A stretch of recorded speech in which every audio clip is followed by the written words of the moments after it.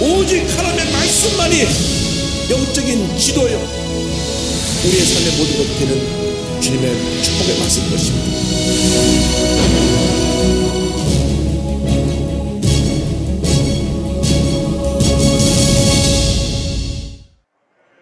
마가복음 4장 30절 이하의 말씀을 가지고 말씀 공부를 이어나갑니다.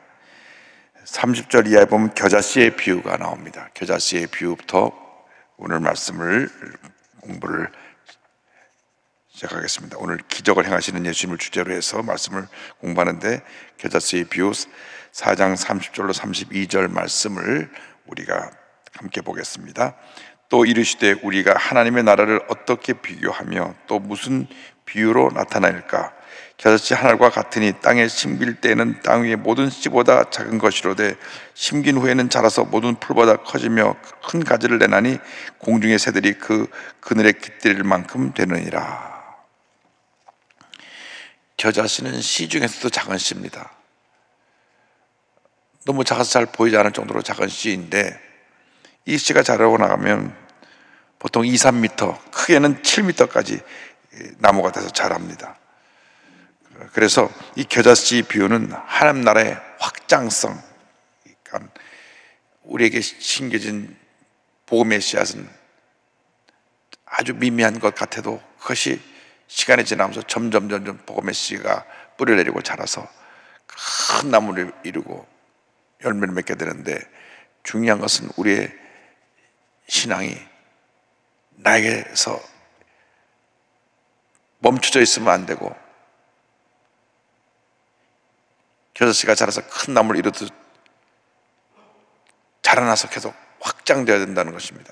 하나님 나라가 내 마음과 네 임한 다음, 내 마음과 네 임한 나라, 하나님 나라가 우리 가정에도 임하고 우리 이웃에게도 임하고 내가 속한 직장에도 임하고 온 한국 사회에 하나님 나라가 확장되어야 합니다. 이 하나님 나라가 지금 모든 영사로 예배되는 그곳에 확장되어져서 많은 사람들이 예수를 믿게 되고 하나님의 은혜를 체험할 수 있게 되어야 합니다. 33절 34절입니다. 예수께서 이러한 많은 비유로 그들이 알아들을 수 있는 대로 말씀을 가르치시되 비유가 아니면 말씀하지 아니하시고 다만 혼자 계실 때 그 제자들에게 모든 것을 해석하시더라. 비유로 말씀하신 내용이 사복음서에 한 70개 정도 나오는데 그 중에 18개가 마가복음에 등장을 합니다. 비유를 통해서 말씀하시면 사람들이 한 번 더 무슨 뜻인가 깊이 생각을 하게 됩니다. 그래서 하나님 나라에 대해서 더 많은 생각과 깊은 이해를 갈 수 있도록 비유를 통해서 말씀하시는데, 직설적으로 말씀하시면 저들이 아직 준비가 안 되어서 말씀 듣는 순간 순간적으로 거부할 수가 있고, 또 그 메시지 자체를 받아들여 하지 않기 때문에 그 하나님 말씀의 역사가 편만히 펼쳐지는데 문제가 있어서 주님이 비유를 택하셔서 하나님 나라를 전하시고 그것을 한 번 더 생각하게 하시고 또 말씀을 깨달아 아는 사람들이 마음속에 하나님 나라의 씨앗이 심겨 뿌리를 내리도록 할 수 있도록 비유로 말씀하신 것입니다. 이어서 바람과 바다를 잠잠케 하시는 장면이 35절 이하에 나옵니다. 35절 이하 37절까지 보겠습니다. 그날 저물 때 제자들에게 이르시되 우리가 저편으로 건너가자 하시니 그들이 무리를 떠나 예수를 배에 계신 그대로 모시고 가매 다른 배들도 함께 하더니 큰 광풍이 일어나며 물결이 부딪혀 들어와 배에 가득하게 되었더라. 갈릴리 바다는 원래 호수입니다. 근데 워낙 호수가 크다 보니까 그냥 갈릴리 바다라고 부르는데, 그 호수가 수면이 주변이 산으로 둘러싸여서 지중해보다 212m, 210m에서 14m 정도 더 낮습니다. 저녁에 되면 기온차가 심해서 공기가 급속히 냉각되어져서 돌풍이 자주 붑니다. 그래서 이 밤에 이 호수를 건너가는 것이 또 이런 어려움을 겪을 수가 있게 되는 것입니다. 큰 강풍이라서 물결이 배에 부딪혀 들어와 물이 가득하게 되었는데, 38절 39절을 보겠습니다. 예수께서는 고문에서 베개를 베고 주무시더니 제자들이 깨우며 이르되 선생님이여 우리가 죽게 된 것을 돌보지 아니하시나이까 하니 예수께서 깨어 바람을 꾸짖으시며 바다더러 이르시되 잠잠하라 고요하라 하시니 바람이 그치고 아주 잔잔하여지더라. 풍랑을 만났는데 예수님은 주무시고 계십니다. 예수님이 풍랑 속에서 주무셨다고 하는 의미는 두 가지로 생각해 볼 수가 있는데, 그만큼 주님이 피곤하셨다는 것입니다. 얼마나 피곤하시면 그 풍랑 속에서도 잠을 주무셨는가. 너무나 피곤하면 그냥 아무 데나 머리만 대면 잠을 자게 되는데, 예수님이 배에 올라타시자마자 이 배 고물에 머리를 대고 깊이 잠이 드셨습니다. 또 하나는 예수님이 어디서든지 마음이 평안하셨기 때문에 그냥 머리만 대면 잠을 잘 주무실 수가 있었던 것입니다. 잠 못 자는 것도 큰 고통입니다. 제가 가끔 얘기하지만 의정부 우리 박종선 목사님은 이 목사, 난 그렇게 비행기를 많이 타도 비행기 뜨는 거 한 번도 못 봤어. 앉아서 딱 3초면 잠이 들어. 하나 둘 셋 하면 금방 잠이 들어 있어. 그래 언제 깨냐면, 왜 뭐 먹으라고 식사 나왔다고 그때 깨는 거야. 잠 잘 자는 것도 복이죠. 밤에 잠 못 자면 얼마나 힘듭니까? 유명 연예인들이 잠을 잘 못 자가지고 그 잠 오는 약 일본에서부터 가져오려다가 문제가 생겨가지고 뭐 뉴스에도 나오고 그런 걸 보면, 잠 잘 자는 것도 축복입니다. 하나님께서 사랑하는 자에게 잠을 주신다. 이 잠이란 말은 평안함을 말합니다. 예배 시간에 자라는 게 아니고 우리가 평안함을 가져야 된다. 그런데 이제 그 다음입니다. 주무시는 걸 보고 선생님 깨웠습니다. 우리가 죽게 된 걸 왜 돌보지 않습니까? 예수님께서 깨어서 일어나셔서 바다와 풍랑을 꾸짖으셨다. 파도야 잠잠하라, 바람아 조용하라. 순간 조용해졌습니다. 우리에게 주신 교훈입니다. 환란의 풍랑을 만날 때 우리는 예수님을 깨워야 됩니다. 예수님을 주무시게 하면 풍랑이 일어날 수 있다는 교훈이 있습니다. 우리가 예수님을 믿는다고 하면서도 예수님을 늘 배 한 구석에 주무시게 합니다. 내 일이 바빠서 이것저것 일이 바쁘다 보니까 나밖에 모르다고 나 자신만 위해 살다 보니까 주님이 주무세요. 환란이라고 하면 그때 천부여 주옵소서 손 들고 옵니다. 기도하게 되는데 그때 주님을 깨워야 됩니다. 깨운다는 건 뭡니까? 기도하는 겁니다. 주여 부르짖는 것입니다. 간절히 부르짖어야지 그 기도가 하나님 보좌에 상달되는 것입니다. 깨워야 된다는 것과 또 하나는 흑암의 권세는 예수님의 권세로 명령해서 꾸짖어야 된다는 것입니다. 흑암의 권세 물러가라. 염려의지 걱정은 떠나가라. 질병하고 더 물러가라. 그때 이 환란의 풍랑이, 질병의 풍랑이 잠잠해지는 것입니다. 담대히 믿음으로 선포하시기 바랍니다. 선포하는 기도. 여러분 기도할 때 주시옵소서 하는 그 기도가 나중에는 선포의 기도로 바뀔 때 큰 능력이 나타나는 것입니다. 선포의 기도로 여러분 승리하시길 바랍니다. 40절 41절입니다. 이에 제자들에게 이르시되 어찌하여 이렇게 무서워하느냐 너희가 어찌 믿음이 없느냐 하시니 그들이 심히 두려워하여 서로 말하되 그가 누구이기에 바람과 바다도 순종하는가 하였더라. 예수님 부르시는 것은 딱 한 가지입니다. 어찌 믿음이 없느냐, 너희 믿음을 어디 두었느냐, 어찌 믿음이 없느냐. 우리 환난의 풍파를 만났을 때 두려워 떨고 염려하는 것은 믿음이 없기 때문에 그런 것이다. 어떤 환난 풍파가 다가오고 어떤 질병이 내게 다가오고 어떤 어려움이 다가와도 담대하게 딱 마음을 무장하고 나사렛 예수의 명하니 물러가라. 담대한 믿음으로 선포할 때 기적이 일어나는 것입니다. 축복이 다가오는 것입니다. 큰 믿음의 사람들이 되기를 바랍니다. 5장에 가면 귀신 들린 사람 이야기가 나옵니다. 귀신 들린 사람 고친 장면이 나오는데요, 이제 거라사인 지방에 가서 병 고치는 장면이 마가복음 5장 1절로 5절까지를 먼저 보겠습니다. 예수께서 바다 건너편 거라사인의 지방에 이르러 배에서 나오시매 곧 더러운 귀신 들린 사람이 무덤 사이에서 나와 예수를 만나니라. 그 사람은 무덤 사이에 거처하는데 이제는 아무도 그를 쇠사슬로도 맬 수 없게 되었으니 이는 여러 번 고랑과 쇠사슬에 메었어도 쇠사슬을 끊고 고랑을 깨뜨렸음이로라. 그리하여 아무도 그를 제어할 힘이 없는지라. 밤낮 무덤 사이에서나 산에서나 늘 소리 지르며 돌로 자기의 몸을 해치고 있었더라. 거라사 지방에 이르렀는데 더러운 귀신 들린 사람이 나왔습니다. 무덤 사이에서 나왔다. 더러운 귀신이 들렸다. 귀신은 더러운 것입니다. 귀신은 더러운 귀신입니다. 우리를 파괴합니다. 우리의 하나님의 자녀의 존귀함을 파괴하고 더러운 생각을 하게 하고 더러운 말을 하고 더러운 행동을 하게 하고 남을 해치고 자기도 해칩니다. 근데 무덤 사이에서 나왔다 그랬는데 그 당시 유태인들이 이 산비틀이나 이 바위를, 언덕 밑에 바위를 뚫어서 무덤으로 사용을 했습니다. 그래서 무덤굴이 많았는데 종종 귀신 들린 사람들이 그 무덤굴에 들어가 있고 또 강도나 이런 도망자들이 그 구석을 은신처로 사용했습니다. 이 더러운 귀신 들린 이 정신병자는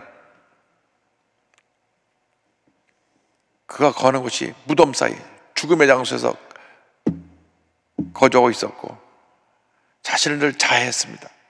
귀신의 역사는 자기도 망치고 남도 망치는 것입니다. 난폭했습니다. 아무도 그를 제압하지 못했습니다. 제가 임종원 목사님의 그 30명 무당 전도한 책을 보니까 무당이 자기도 망하고 남도 망해요. 잘 되는 사람 본 적이 없어요. 늘 병이 있고 자기도 아프고 남도 아프고 그 집안이 다 망합니다. 예수 믿고 나면 그 귀신의 저주가 다 떠나서 건강도 회복하고 가정도 회복하고 하나님 은혜가 임하게 되는데 귀신의 역사는 그렇게 도주결하고 죽여 멸망시키는 것입니다. 그런데 이 귀신이 예수님을 알았습니다. 귀신이 제일 두려워하는 게 예수님의 이름, 예수님의 존재 자체를 너무 두려워하기 때문에 멀리서 보고 달려와서 절했다 그랬습니다. 6절로 8절을 보겠습니다. 그가 멀리서 예수를 보고 달려와 절하며 큰 소리로 부르짖어 이르되 지극히 높으신 하나님의 아들 예수여, 나와 당신이 무슨 상관이 있나이까? 원하건대 하나님 앞에 맹세하고 나를 괴롭히지 마옵소서 하니, 이는 예수께서 이미 그에게 이르시기를 더러운 귀신아 그 사람에게서 나오라 하셨습니다. 귀신이 알아보고 와서 절을 했습니다. 우리가 그렇게 위대한 사람들입니다. 우리에게 예수님이 함께하고 계시기 때문에, 성령의 역사로 우리에게 이미 예수님의 권세가 임했기 때문에 귀신들이 벌벌 떠는 것입니다. 우리가 하나님 앞에서 다 가슴을 펴고 믿음으로 나가면 귀신들이 두려워 떱니다. 와서 엎드려 절하면서 날 고만 괴롭게 하옵소서. 귀신은 자기가 사람들 속에 둥지 틀고 살고 있는데 쫓겨나가면 더 이상 남에게 거하면서 괴롭히지 못하니까 자기들이 안락한 장소를 잃어버리게 됩니다. 그리고 궁극적으로 자기들이 영원한 불못 무적행에 던져질 것을 알기 때문에 우리를 그냥 이 사람에게서 머물러 있게 하옵소서, 나가라 벌벌 떠면서 우리를 좀 여기 거주하게 해달라 그랬습니다. 9절로 12절입니다. 이에 물으시되 내 이름이 무엇이냐? 이르되 내 이름은 군대니 우리가 많음이니이다 하고 자기를 그 지방에서 내보내지 마시기를 간구하더니, 마침 거기 돼지의 큰 떼가 산 곁에서 먹고 있는지라. 이에 간구하 이르되 우리를 돼지에게로 보내어 들어가게 하소서 하니. 그런데 이 귀신이 보통 귀신이 아니라 군대 귀신입니다. 군대라고 하는 말이, 군대가 레기온이거든요. 근데 군대가 보통 한 군단 4천에서 6천 명 정도를 그 레기온 군단을 말하는데, 여기서 그렇게 많은 귀신이 들어갔다는 보다는 귀신 집단이 들어가서 둥지를 트는 겁니다. 귀신이 여러 들어가가지고 둥지를 틀고 이 사람을 통해서 난폭하게 행동하게 하고, 이 귀신들이 이 사람을 자기네 거주지로 삼아가지고 악한 일을 행하고 있었던 것입니다. 그런데 어차피 쫓겨나갈 것은 아니까 이 귀신들이 쫓겨나가서 또 돌다가 또 마음이 눌림이 있고 어둠이 있는 사람 속으로 들어가거든요. 우리를 쫓아내지 말고 저기 돼지떼라도 들어가게 해달라고. 거기 돼지들이 무슨 죄가 있어가지고 거기 있다가 2,000마리가 몰사합니다. 그래서 돼지떼한테 들어가도록 허락하시니까 그들이 몰살을 하는데 13절 15절 이렇게 되어 있습니다. 허락하신 데 더러운 귀신들이 나와서 돼지에게로 들어가며 거의 2,000마리 되는 떼가 바다를 향하여 비탈로 내리다라 바다에서 몰사하거늘 치던 자들이 도망하여 읍내와 여러 마을에 말하니 사람들이 어떻게 되었는지를 보러 와서 예수께 이르러 그 귀신 들렸던 자 곧 군대에 계신 집혔던 자가 옷을 입고 정신이 온전히 앉은 것을 보고 두려워하더라.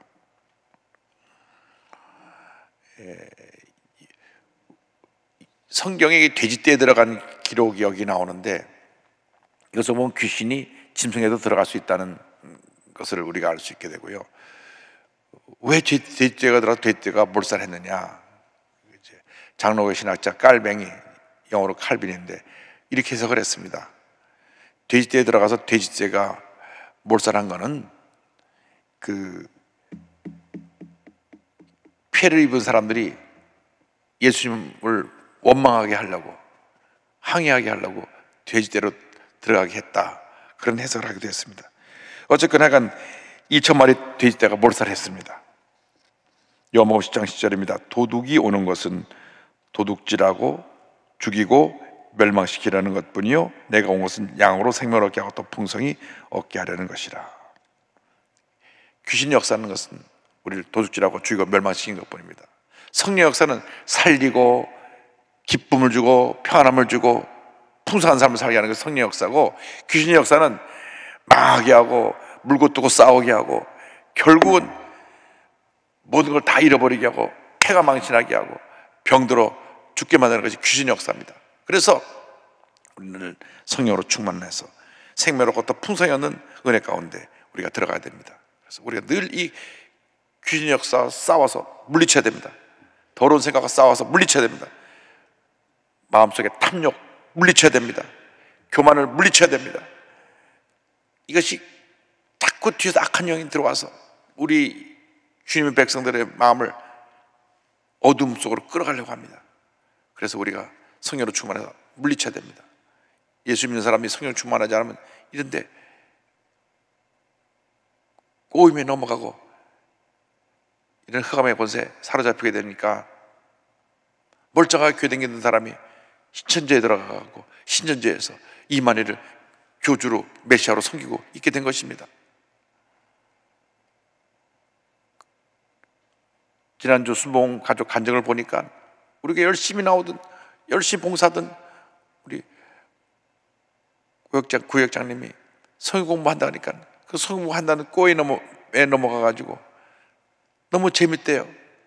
요한계시록 영 들어보지 못한 얘기를 갖다 하다 보니까 거기서 하다가 그만 혹 빠져버린 거예요.